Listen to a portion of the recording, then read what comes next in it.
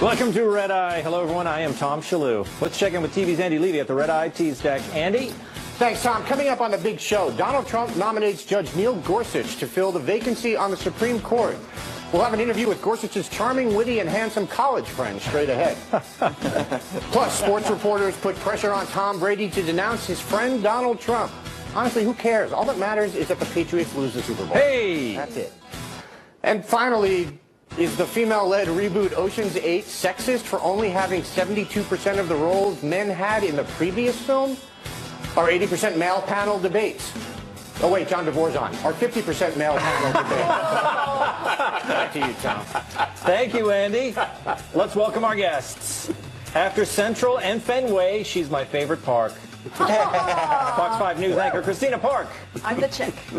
Here come the slings and arrows of outrageous fortune. Author of Razzle Dazzle, The Battle for Broadway. Theater columnist for the New York Post, Michael Riedel. Woo! He's what we call a bleeding heartthrob. Award-winning essayist, political satirist, and liberal hunk, John DeVore. And he likes it raw, but prefers SmackDown. Sitting right next to me, from the Jim Norton and Sam Roberts Morning Show on Sirius XM and the Sam Roberts Wrestling Podcast, Sam Roberts. Okay, let's start the show.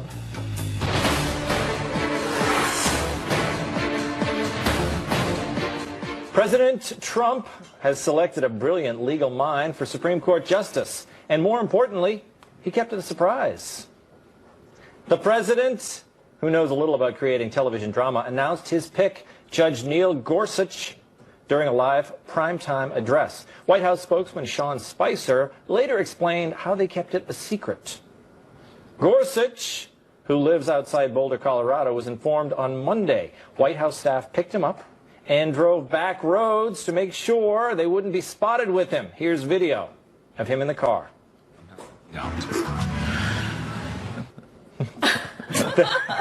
Then he was flown via military jet from Colorado to Washington, where he stayed with a friend rather than at a hotel. Once in D.C., the White House helped Gorsuch disguise his appearance.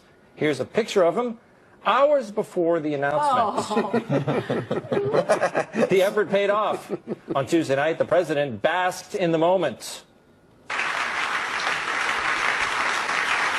So was that a surprise? Was it?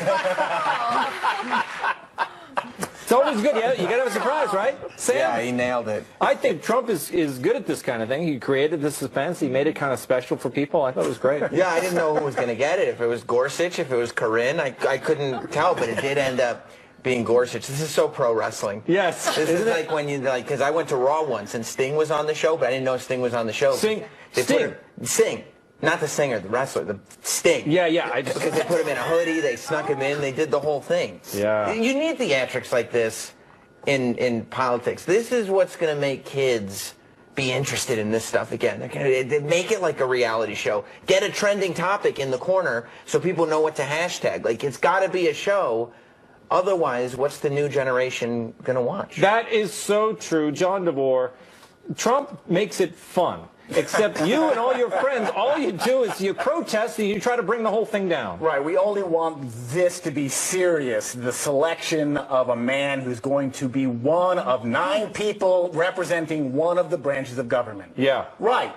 But no, we should make it silly, like a beauty queen pageant, right? Well, wait a minute. We are stupid people, and we deserve this stupidity. I mean, that's liberals. Yeah, it's true. You're right. John, absolutely right. Wouldn't you agree that liberals were the ones who started this whole thing with the Supreme Court? When they, back in the 80s, I remember Judge Bork. Oh, you're going to bring up Bork. Yeah, Bork was a terrible nominee. He was one of the brilliant legal minds of his generation, Bork was. He should be on the Supreme Court. He was run down by the Ted Kennedys of the world back in those days. Read it. My goodness. You remember 20, 30 years ago? But it started there, but it's been with every nominee since then, right? I wish, Michael, and I think you agree with me, that the judicial branch was separate. It was kind of sacred in the old days, wasn't it? Completely. Without party. And Gorsuch is a brilliant choice. He's a sensible, conservative, but not Looney Tune right-winger in the mold of the great Justice Scalia. He's a brilliant writer, and he will do what justices should do. He will look at the Constitution, and he will determine his rulings based on what the Constitution says, not what he wants it to say from his political point of view, which is what liberals have been doing. He will roll over like a dog and show his belly. That's exactly what he'll do. I don't even know what that means, John DeVore. He is a complete and total partisan in this regard. And by the way, if the liberals filibuster it, I think it's time to use the nuclear option and get rid of the filibuster. And who started it? Harry Reid, a Democratic senator. He's the one who did it first, and Mitch McConnell should do it now and call an end to these liberals trying to run down good appointments to the Supreme Court. Christina, look, I want to talk about the reality show aspect of it. Yeah. Some people said it reminded them of The Bachelor. You know, it reminded me of Mission Impossible, where it's like, doo-doo, doo-doo, doo-doo, and like Tom Cruise like rips off his mask and he's Judge Gorsuch. It's really amazing. Right? The White House can finally keep a secret. So President Trump said he would drain the swamp. He drained the swamp and moles and rats along with it. I'm impressed. Well, isn't it important to keep a secret? Because this is what you're talking about. You have to manage the news cycle. So, you know, good timing on that one, too, by the way. You know, the only also impressive. Why it was timing? Why was it good timing? Because you know, right after the whole. There's been some controversy, are you trying to say? The ban, or is it a ban? I haven't noticed any controversy. The only person Trump told is his good friend Vladimir Putin. I'm sure he called him to let him know that Gorsuch was going to be on. Finally, a little less transparency in the White House. That, I think, is what we can all agree on at the table we've been asking for. Yes. Well, look, I can't remember what, you know, the Obama White House, they loved pageantry, did they not? Obama, like you thought he would. It seemed like when he was getting elected, there was going to be pageantry, and the posters were like the coolest posters ever, and the T-shirts all looked good. Yeah. But there wasn't enough. Oh, you thought that you needed more? No, you got there, and it'd be like, oh, when Obama was speaking, it wasn't like, oh, my God, I got to watch this. I don't know what's going to happen. Who's he going to pull out? What's the shock going to be? What's the twist? This is a serious thing. This is not this is not like a drama. This is not theater. It's pretty dramatic. This is a serious thing, and he completely... the whole scene was not serious. It just wasn't. I'm starting to think you don't like Trump, DeVore. I despise him. Okay, so it turns out our very own TV's Andy Levy not only knew Neil Gorsuch in college, but started a campus newspaper with him. Let's bring in TV's Andy Levy right now to get the scoop on that. Andy, thank you for joining us. I'm not really comfortable talking about this, Tom. Look, Andy, you guys, tell me about the paper. It was called The Fed, but it was The Federalist. It was called The Federalist paper because the three guys who wrote the Federalist papers, John Jay, Alexander Hamilton, and the third guy. James Madison. James Madison. Yeah, whatever. They went to Columbia or whatever. Honestly, Neil was the one who came up with the name. I wanted it to be called the Columbia Independent to show that we were independent. I lost that battle. Oh, wow. Yeah. So were there battles, you know, on the editorial staff of what should be published? I heard it was satirical in nature. People keep saying that. It is now a satirical newspaper. It was not when we founded it. It's morphed into that since then. But no, we wanted it to really be, look, this was Columbia in the 1980s, as opposed to Columbia now, which is a hotbed of conservative and libertarianism, from what I hear. Really. But kids won't remember, back in the 80s, colleges were very liberal. They were. And we just wanted there to be an opportunity for other voices on campus to be heard. So we started this newspaper. I was at Columbia then, and the Federalist paper was an excellent paper, much better than that left-wing pinko commie rag, the Columbia Spectator. Well, I did not go to an Ivy League college. I went to a state school. Let me get some information from the hat. From Andy. So, Andy, this was a newspaper. Yes. So how did you do it? Would you email the printer, and then they would print them up for you? Tom, this was the 1980s. There was barely electricity. there was certainly no electronic mail. How did you make a newspaper? We literally would have to sit there. We had to teach ourselves how to lay out a newspaper. You would sit there with an X-Acto knife and rubber cement, and you would cut the stories. You're joking. No, this is how you did it back then, and you would put it on this special paper with the name of which I'm blanking on. Film. It was like a film. And you would lay it all out, and then you would send it off to a printer for them to print, 5,000, 10,000 copies, whatever, and inevitably you would find a typo or something after you sent it off to them. Then you'd have to find out how much it would cost for them to fix it. And it was an unbelievable hassle. And then eventually Columbia got Macintoshes, which are a kind of computer. And they got like 10 or 15 of them in the campus computer center. And we learned how to do stuff on the Mac, but that was, again, we had to teach ourselves this. There was no, this was 90 years ago, I think. Unbelievable. Yeah. So, Andy, about his politics, was he comfortable with your politics? Did he share your ninth wave feminism? I don't believe he would consider himself a ninth wave feminist even today. To be fair, I was not a ninth wave feminist back then. I was maybe fourth or fifth wave. Again, this was a long time ago. No, but we, one of the things when we founded this was we didn't want it to be an alternative voice. We wanted it to be a bunch of alternative voices. So among the four founders, there were conservatives, there was me, the wacko libertarian, and there was even a guy who considered himself a democratic socialist. Oh! Yeah. Wow. So, Andy, I sometimes call this the no spin zone. Would you say... That's catchy. Yeah, I've heard of that, yeah. Bottom line, do you think he will be a good Supreme Court justice? I think probably he will. I'll get in Halftime Report, I'll get into why John DeVore was completely wrong in one of the things he said. But look, Neil was he's an unbelievably bright guy. He graduated Columbia in 3 years, which is a third of the time it took me. Yeah. And that's not even a joke. I wish it were. And he's incredibly level-headed, and he was back then, and I assume he's now a person of incredible integrity.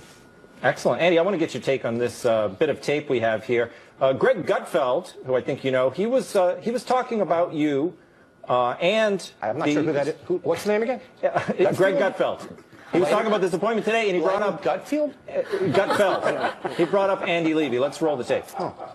It's got to be pretty sad to be Andy Levy, because you got to think how woefully underachieved you are in your life, that he is going to be Supreme Court Justice, and you are the red-eye ombudsman, and have been the red-eye ombudsman for almost 10 years. By the way, it's an influential position, I might add, but it's no Supreme Court Justice. I want to get your take on that, Andy. First of all, what's an ombudsman? Is that your position, ombudsman? That is my position. It is. Yes. And would you describe it as seated as an influential position? I think it absolutely is. I think I don't want to knock down Glenn's point there, but there are 9 Supreme Court justices. There's only 1 ombudsman. That's right. Yes. Also, I looked it up. My job pays better. So you had to look that up? Yeah. Yeah, well, I wasn't sure how much the Supreme Court justices make. Yeah. Oh, wow. Yeah. That's pretty good. I mean, public information got to be. I mean, it is public information. How much do they make? How much do they make? Well, I don't want to say that because then people will know I make more than that. Exactly. That's what I was going to say. It was very revealing. Yes. Yeah. I think we got to give them a raise. I mean, come on, that isn't a. I think we should give me a raise to. Oh, them? Yeah, the Supreme No, Court. they're fine. Please. I don't know. If that's Again, there's 9 of them doing the work of 1 person. Come on, give me a break. All right. Thank you, Andy. Okay. Moving on. Tom Brady is best known for his outrageous behavior off the field. That's why he's called football's bad boy. The latest scandal, he refuses to denounce his pal Donald Trump. Yes, the greatest quarterback God ever created is friends with the greatest jobs president that God ever created. But does his friendship with Donald Trump matter? According to a headline from The Nation, yes, Tom Brady's friendship with Donald Trump matters. And other outlets agree. HuffPo, Tom Brady's politics are more un-American than Colin Kaepernick's have ever been. USA Today, Tom Brady has some explaining to do on Donald Trump. The newspaper notes, in refusing to publicly disavow Trump's actions, Brady is giving tacit endorsement to both Trump and the chaos he has created. Yes, it's not enough for liberals to control the news media. Now, they want to control sports media, too. Sorry, Kurt Schilling, but we're bringing in a lefty to close. Sports is supposed to be a politics-free zone, a place where Democrats and Republicans alike can join together, forget their worries, and celebrate that we live in this great nation where the Pats can win another Super Bowl. Sam?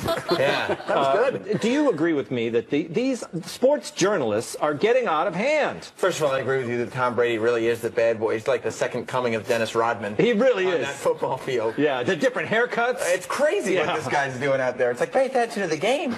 But I think the whole reason that one becomes an athlete is so that they don't have to deal with, like, stuff from books. Yeah. You know what I mean? Like, you're not generally good at both most of the time. You're really good at football, so you don't have to know stuff. You know what I mean? Yep. And I think that's where Tom Brady's at, and he's just a guy who Donald Trump was like, hey, we could be buddies. Yeah. And, like, I would think anybody would be like, yeah, let's be buddies, politics aside.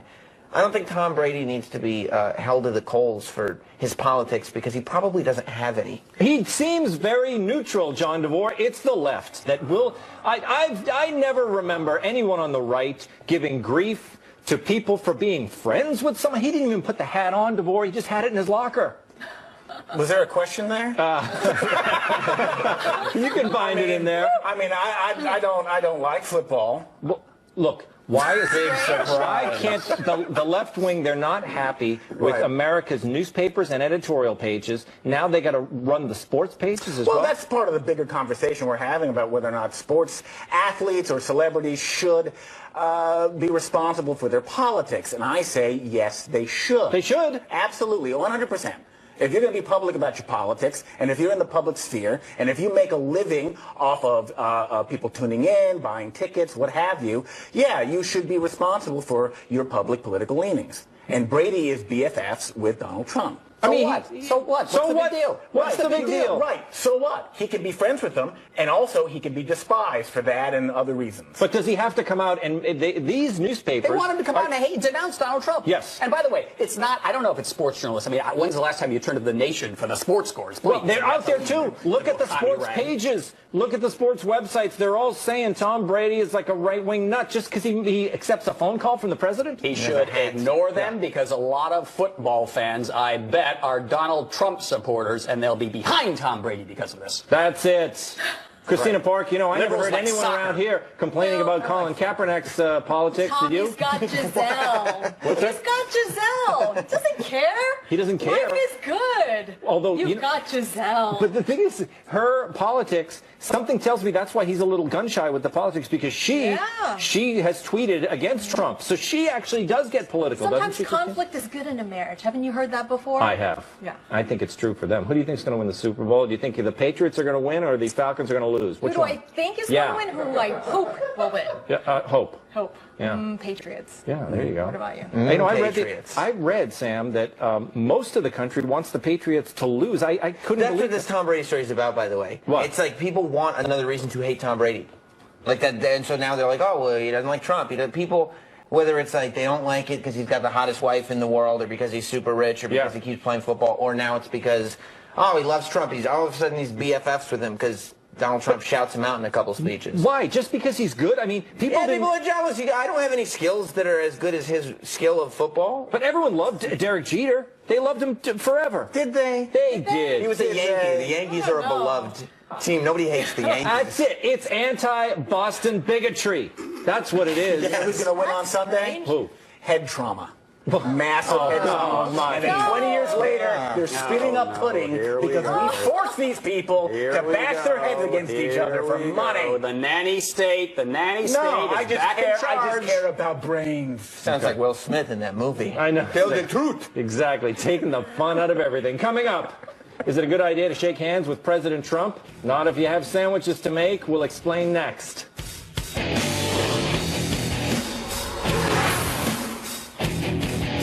Why do some cashback cards make earning bonus cashback? Trump has the Midas touch. Except, instead of gold, everything he touches turns into an object of liberal scorn. Lefty activists are boycotting a chain of hoagie shops in D.C. because the owner dared to shake President Trump's hand. Casey Patton, who co-founded Taylor Gourmet, was photographed with the president after a ceremony announcing a White House initiative to cut regulations for small businesses. The meeting was reported by a local blog, and soon Twitter was in a tizzy. One woman wrote, "Looks like I won't be eating at Taylor Gourmet anymore." Another tweeted, tip, if you like having customers, maybe don't collaborate with a fascist regime that opposes our human rights. Wow. Yeah. Oh, I love it. One more. God. Taylor Gourmet, you won't be getting any more of my money. Enjoy selling your hate sandwiches. Patton himself isn't very political. In fact, ads for his hoagie chain state, less politics, more hoagies. Yes. Yes. And he says he used the meeting to politely tell Trump that many of his immigrant employees are nervous about the future of America and their place in it. Aww. Whatever. The internet hopes he chokes on his hate sandwiches. Michael Riedel, do you like hoagies? You don't seem like a hoagie man to I'm me. not. No, I'm not actually. No, I'm not. I prefer a nice, rare Argentinian beef steak washed down with a beautiful Fancy. Malbec from the Mendoza Valley. Oh my God! I can't believe you're not a Hillary voter. I do not eat in chain stores. That said, this man does not deserve the score. I'm an elitist. What do you want? This man does not deserve the scorn heaped on him by you left-wing lunatics who are out to destroy anybody who even gets near President Trump. He went there to talk to him about his small businesses, about his employees. His job is to talk to the president about those regulations. He's running a company, and you heap scorn on him for that? What is wrong with you people? What is wrong with you? Donald Trump's unpopular. Donald Trump is unpopular. He is? He's not a popular guy. Don't be near him. Don't, when he walks through a field of flowers, they wilt and they die. Oh, no. He's unpopular. He had one of the lowest electoral counts in modern history. Wait, hold. He absolutely Still did. fighting that He had battle. one of the he did. I don't even know what you're talking about. about. The majority of Republicans didn't even vote for him in the primary. Bruce Springsteen hates him. He won, He's right? unpopular. Sure. He had one of the lowest electoral counts. You're talking about the thing modern he history. excelled at. I'm just He got telling over you, he's not a popular guy. I don't know where to go with that. I love hoagies, And did by the way. everything you guys believe in, and it's a joy Sam, to watch. Yeah. It's the thing is, this guy's trying to be. He's trying to be an American. If you get called to the White House, I don't care who you are. Right. I think you should go. And I was no fan of the Obama administration. But if they asked me to come down and have lunch, I would have gone down. Yeah, no, and I think most people would and should. But first of all, like this is really bad for him either way, because we were all talking about Taylor Gourmet. Taylor whatever, Gourmet, yeah. Hoagies before this story. It was really on everybody's tongue. He does deserve scorn, though. Only after I read the article did I realize this, because he said that he sat in his car crying about the mean tweets he was getting. Crying. Yeah. He's a business owner. He's not exactly Michael Douglas in Wall Street. He's crying over mean tweets that he's getting. Well, this is not a guy who's cut out for success. I didn't know that. Sensitivity is fine.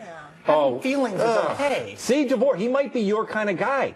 This hoagie entrepreneur who made a fatal error, crying in his car, touching Trump. But this guy's a Republican. He said he didn't vote. He didn't even know if he was registered, and then they found out he had registered in 2002 as a Republican. So. Don't meet with President Radiation. Look, you'll get sick. But Christina, I think that the real problem here is that anybody who it's the same situation with Tom Brady, is it not? That it's guilt by association. I thought we all agreed that was a bad thing. After the Hollywood whining, I feel like the left is becoming what they are accusing the conservatives of becoming. Yes. This is such shocking bullying, shaming, and it's like the hate is getting angrier and uglier on both sides. It's like, who can become more ugly these days? And it's filling me with anxiety. It is. Almost on a daily basis. Why don't you have anxiety? You seem to just be... He's on drugs. I'm great. Yeah. My job's easy. We're on the opposition. I oppose. I'm not in power. I don't have to take responsibility for anything. I remember what that was like. You guys do. Actually, I do. I'm delighted because we're going to run the country well. I envy you, DeVore. It was a lot easier when Obama was elected, and all I could do was complain day and night. Fantastic. Coming up, Halftime with TV's Andy Levy. And a brand new episode of the Red Eye Podcast is available now. Subscribe on iTunes and on FoxNewsRadio.com.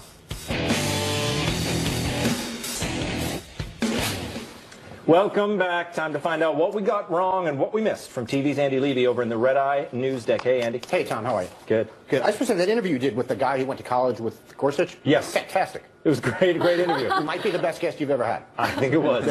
Compelling. Yeah, no, it really was. You should have him on more often.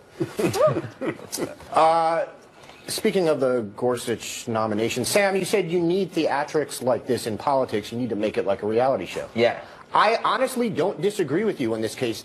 The same people who constantly talk about how important the Supreme Court is, as John DeVore did correctly, should be happy that Trump made his announcement in primetime and got coverage from all the major networks. Yeah, and it's like they're canceling television shows to show this TV show, knowing that they're safe as far as ratings go. Right. Because people are surprised. Yeah. Yeah. They're like, I got to find out. Who's it going to be? Yeah. Who's getting the rose? Yeah. John, now that we've cleared that up, you said you and your friends want this to be serious, and Trump makes it silly like a beauty queen pageant. So you mean serious, like slow jamming the news? No, that was the president going on a talk show and having fun, not introducing a nominee for Supreme Court. The White House is not the set for the real world. Dig? I think the American people have proven that you're wrong about that. I think the real world's been gone for a while, right? No, it's still on. Is it? Yes. Live in a house anyway. They're in Birmingham now. Dude, I'm 50 years old. I don't know if the real world's still on. You look good, though. Thanks, man. Also, John, you said Gorsuch will roll over like a dog and show his belly. That might have been hyperbole. Well, in all seriousness, I think you're 100% wrong on this. I think his record as a federal judge backs me up, and I do think there are going to be times when conservatives are not happy with him. I really do think that. What, in terms of his views on executive power? Among other things. In terms of his views of something has to be in the Constitution in order for it to be constitutional. Hey, don't get me wrong. He gave a great, decent speech, and he should be obstructed. Oh. Nuclear option. Yeah. Yeah, well, let's see how that works out for you guys. We're in power. I didn't think that through. It usually does work out well if you're the only one that has nukes. Well, I guess that word, the nuclear option is great if the Republicans are going to be in power permanently. For long enough. Right. No. 2018. Christina, you said it was amazing that the White House could finally keep a secret. Was it really that much of a secret, though? The Independent Journal Review confirmed it with Gorsuch. But the Independent Journal Review confirmed it with Gorsuch during the afternoon. Other news outlets confirmed it soon after that. I mean, Congress didn't know until like an hour before. He walks out by himself into the East Room, keeps up that suspense, and then he calls up Gorsuch and his wife. That's showmanship, right? Oh, I agree. Must-see TV. I agree it was showmanship. Absolutely. Did you know? What's that? Maybe he called you. Maybe you were the only person who knew. I did not know. I only knew what I was reading. Me too. Yeah, which were mainly just dumb tweets. Riedel, did you know Neil at Columbia? No, I did not. In fact, I didn't know you either, but I don't think you were taking any of the kind of classes I was taking, Andy. Were they the kind where you had to show up? Because if so, then you're right. Yeah, right so. I was not kidding about it taking me 9 years to graduate. Although, to be fair, 3 of those years I was in the Army. So I get a pass. I get a pass for that. So really, it only took me 6 years, which really is nothing. Not at all. My parents were so proud. The Tom Brady stuff. Sam, you said this story is really about people hating Tom Brady. Yeah. Yeah. See, this story honestly makes me livid because now I have to defend Tom Brady, who, like any sane person, I despise. Yeah. I mean, it really is. People they're trying to collect evidence to say this is another reason why Tom Brady sucks, and then you, as a thinking person, have to be like, well, technically he doesn't suck because of that. Yeah. You know? Yeah.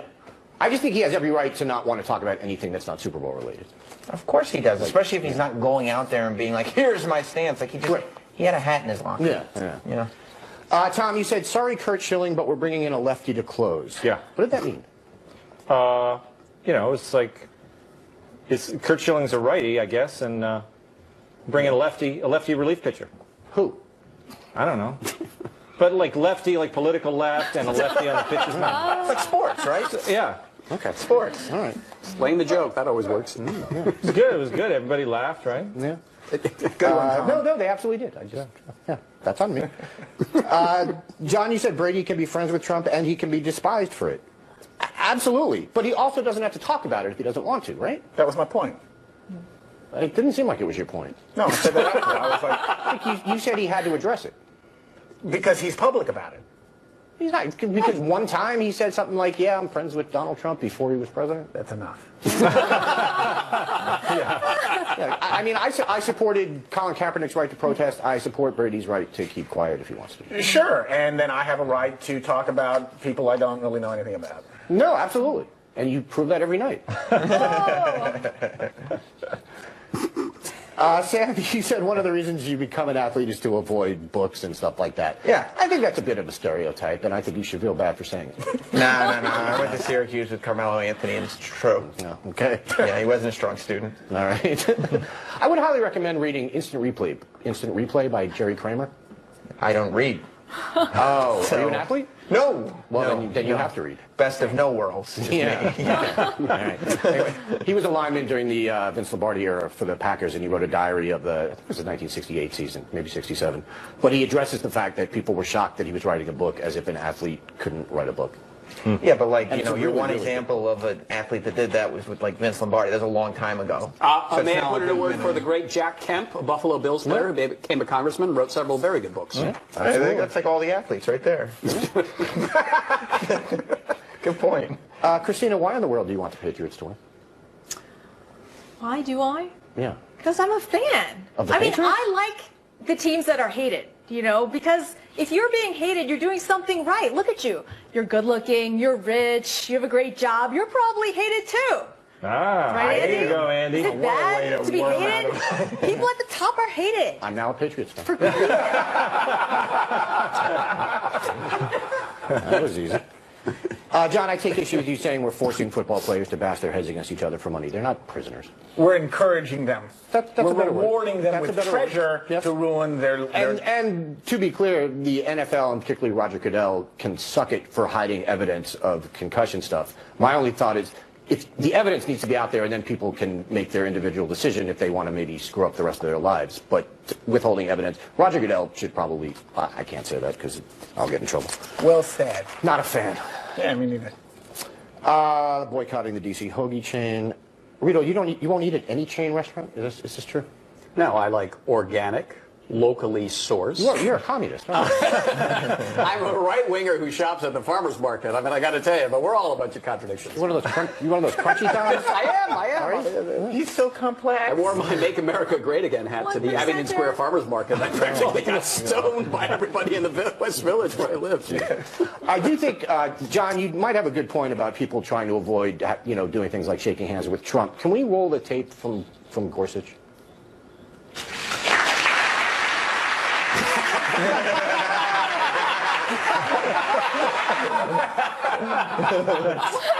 What is that? That's just look.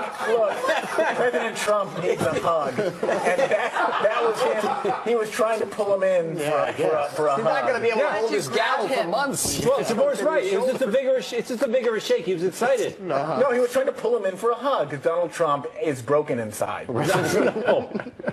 I gotta go. He needs a hug from his dad. Thank you, Andy. Bye. Coming up, how many women have to star in a movie to make it not sexist? The world may never know. But first, Kennedy. The first images of Ocean's 8, an all-female reboot of Ocean's 11, have surfaced online. It didn't take long for astute social justice warriors to figure out that 8 is less than 11. Specifically, 72% less. I guess women can do math, huh? Oh! Whoa. Here are some tweets. Why does the women's version of the Ocean's movies only have 8? Women only get 72% of what men have? It's 2017, Warner Brothers. You couldn't even pony up for 11 crew members for the heist. Gender pay gap.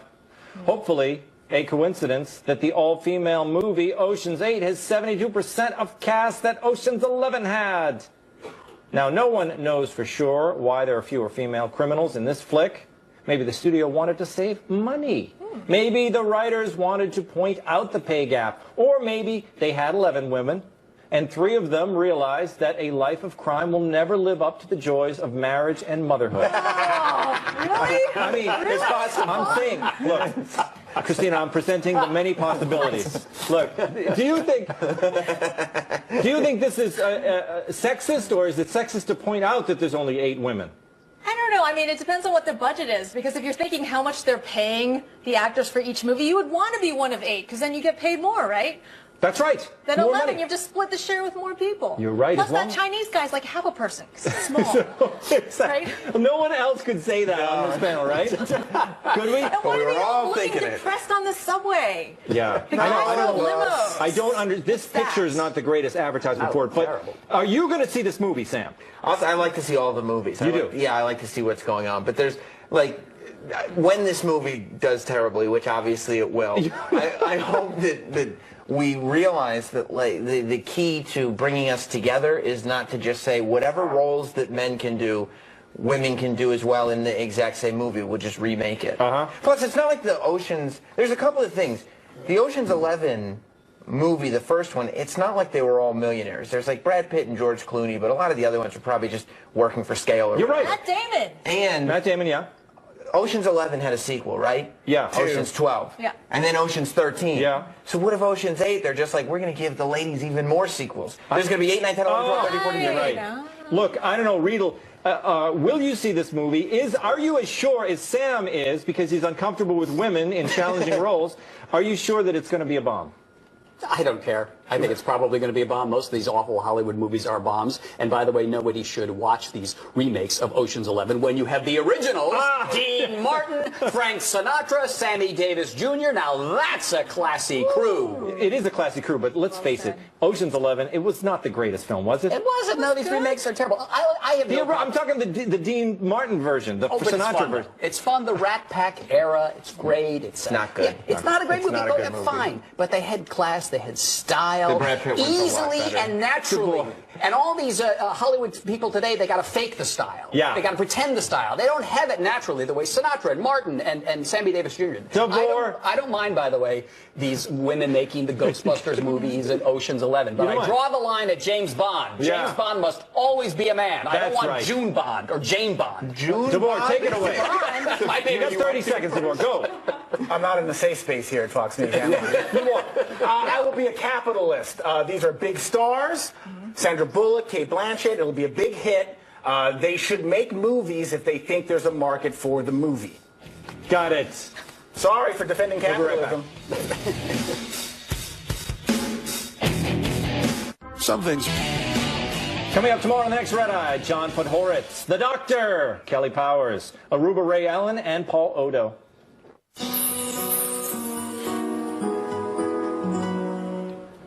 The Falcons have landed in Houston for Super Bowl 51. Actually, these Falcons are not from Atlanta. They belong to a Saudi prince who bought seats for 80 of them on a commercial flight. He sounds rich.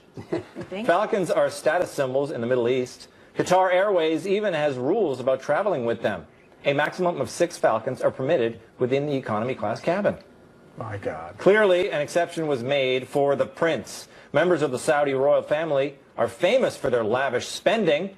The family has a vast fortune, the bulk of it from inventing the big mouth Billy Bass. Did you know that's where it came from, DeBoer? I did not know the Saudis' fortunes came from inventing that whimsical novelty item. Yes, yeah. No idea. Yeah. I learned so much here. Now, what do you think of these? Did you know that I didn't know Falcons were a status symbol in that part of the world? I did not know. Yeah. The Saudis are a level of rich where they can just be the These are poor Saudis. I looked at that. Coach. That's amazing. Those Exactly, are poor Saudis. They have to mingle with the coaches If they were rich, they'd have a private plane not for the rich Falcons. Falcons. This looks like they're on a Right. JetBlue flight. You're making a good observation. If the guy's so rich, what's he doing buying tickets for them? It didn't make a whole lot of sense to me.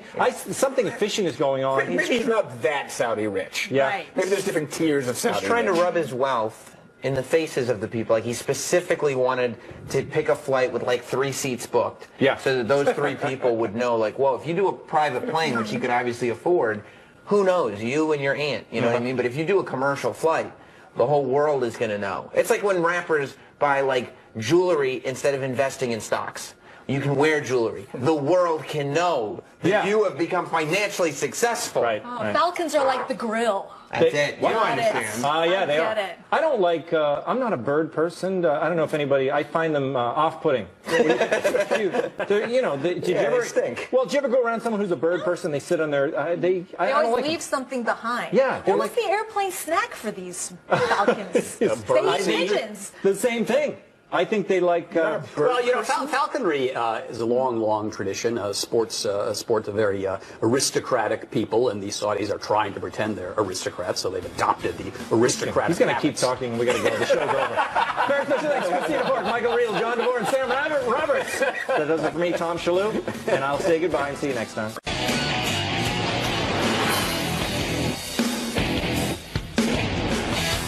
Welcome to Red Eye. Hello, everyone. I am Tom Shillue. Let's check in with TV's Andy Levy at the Red Eye Tease Deck. Andy? Thanks, Tom. Coming up on the big show, Donald Trump nominates Judge Neil Gorsuch to fill the vacancy on the Supreme Court. We'll have an interview with Gorsuch's charming, witty, and handsome college friend straight ahead. Plus, sports reporters put pressure on Tom Brady to denounce his friend Donald Trump. Honestly, who cares? All that matters is that the Patriots lose the Super Bowl. Hey! That's it. And finally, is the female-led reboot Ocean's 8 sexist for only having 72% of the roles men had in the previous film? Our 80% male panel debates. Oh, wait, John DeVore's on. Our 50% male panel debates. Back to you, Tom. Thank you, Andy. Let's welcome our guests. After Central and Fenway, she's my favorite park. Fox 5 News anchor Christina Park. I'm the chick. Here come the slings and arrows of outrageous fortune. Author of Razzle Dazzle, The Battle for Broadway. Theater columnist for the New York Post, Michael Riedel. Woo! He's what we call a bleeding heartthrob. Award-winning essayist, political satirist, and liberal hunk, John DeVore.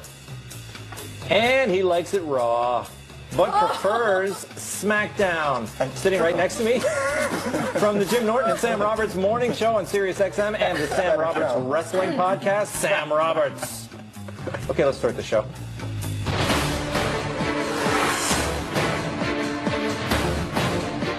President Trump has selected a brilliant legal mind for Supreme Court Justice. And more importantly, he kept it a surprise. The president, who knows a little about creating television drama, announced his pick, Judge Neil Gorsuch, during a live primetime address. White House spokesman Sean Spicer later explained how they kept it a secret. Gorsuch, who lives outside Boulder, Colorado, was informed on Monday. White House staff picked him up and drove back roads to make sure they wouldn't be spotted with him. Here's video of him in the car.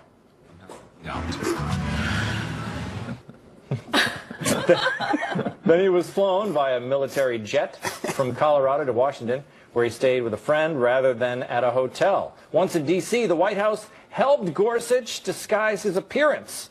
Here's a picture of him hours before the announcement. The effort paid off. On Tuesday night, the president basked in the moment. So was that a surprise? Was it? It's always good. Yeah, you got to have a surprise, right? Sam? Yeah, he nailed it. I think Trump is good at this kind of thing. He created the suspense. He made it kind of special for people. I thought it was great. Yeah, I didn't know who was going to get it. If it was Gorsuch, if it was Corinne, I couldn't tell, but it did end up being Gorsuch. This is so pro wrestling. Yes. This is like when you, like, because I went to Raw once and Sting was on the show, but I didn't know Sting was on the show. Sting. Not the singer, the wrestler, the Sting. Yeah. Because they put him in a hoodie, they snuck him in, they did the whole thing. Yeah. You need theatrics like this in politics. This is what's going to make kids be interested in this stuff again. They make it like a reality show. Get a trending topic in the corner so people know what to hashtag. Like, it's got to be a show. Otherwise, what's the new generation going to watch? That is so true. John DeVore, Trump makes it fun. Except you and all your friends, all you do is you protest and you try to bring the whole thing down. Right. We only want this to be serious. The selection of a man who's going to be one of 9 people representing